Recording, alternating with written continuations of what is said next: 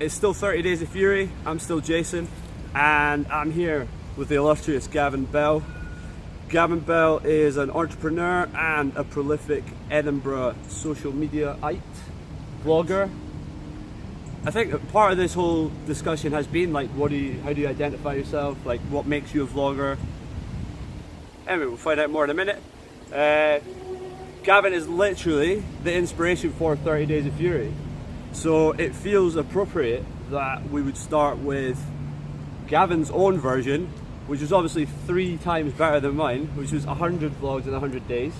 I really just wanted to ask you about what was it that inspired you to start doing that, and also, as I touched on briefly before, I'm kind of walking this line between just documenting my day as it happens, but then also kind of finding interesting things that people want to watch. And I was wondering how that worked out for you and what your approach was there. Yeah, so I maybe came from a different angle than most vloggers in that I run a business, a marketing business, and I saw that the world of marketing is going towards video, and like to be relevant you need to start creating video.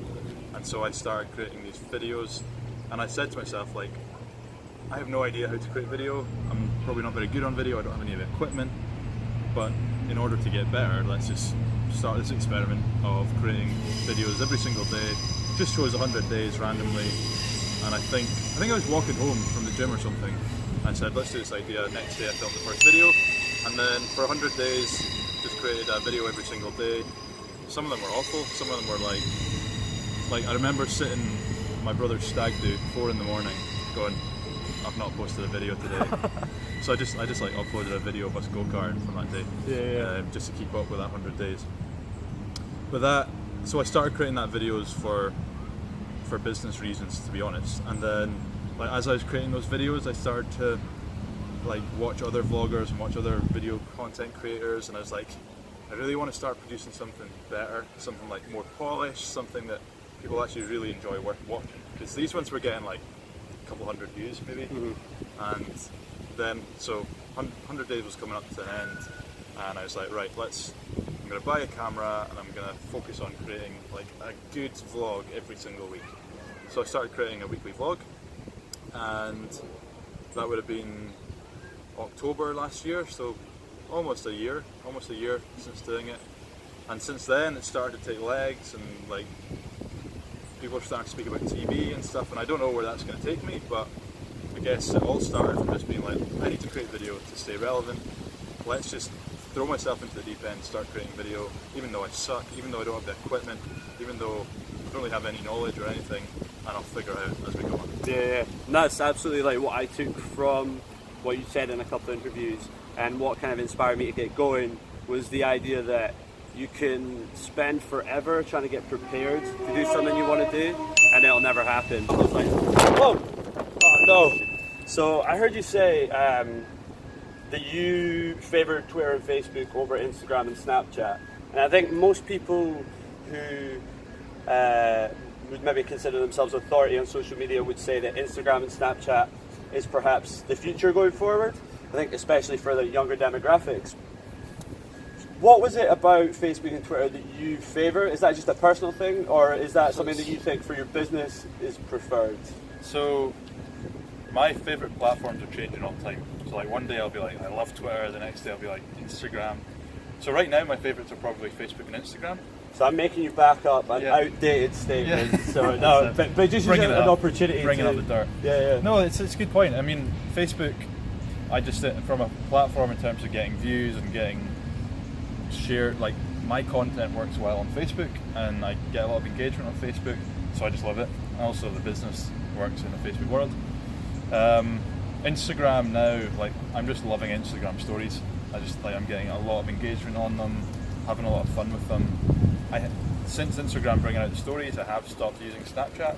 Yeah. So my statement's still true on Snapchat. A lot of people would argue that I should be using it, but I'm having so much fun on Instagram that I can't be bothered using Snapchat. We were talking about Gary Vee before, and obviously he's a little bit of a guru in terms of social media. And what he said about Snapchat is that you can kind of guarantee delivering the thing to that person. Like, you know they've opened it, you know they've viewed it, you know they've consumed it. whereas on other platforms you can kind of scroll past it. My problem with Snapchat is that it feels harder work. It feels harder work for me. Yeah. Traffic. It feels like, this is real, isn't it? Yeah. It feels like a lot of work, and it feels like you have to have those people add you as a contact. Yeah. So I think you have to have a certain established audience already. I don't know if you found that as well. Yeah, like Snapchat for me. So when I've been on Snapchat for like 6 years or something. Like I've been on it since the very start, probably because I'm in that age demo.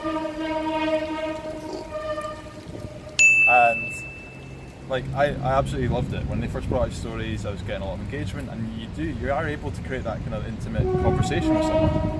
But when Instagram brought out their stories, I already had a bigger audience there. It was easier for me to use, easier to engage with other people, find other people. That I'm not saying this is the right or wrong answer, it's just my personal preference, but I found Instagram stories to deliver what I had on Snapchat and more. Yeah. No, I totally agree. Another thing I wanted to ask you as well, because it's quite relevant to what I'm doing. With the 30 Days of Fury, it was about adopting a thing, and then also kind of abstaining from a thing. And an interesting thing I heard about you was that you hadn't eaten chocolate for 7 years. And I know that started off as like a New Year's resolution. Yeah.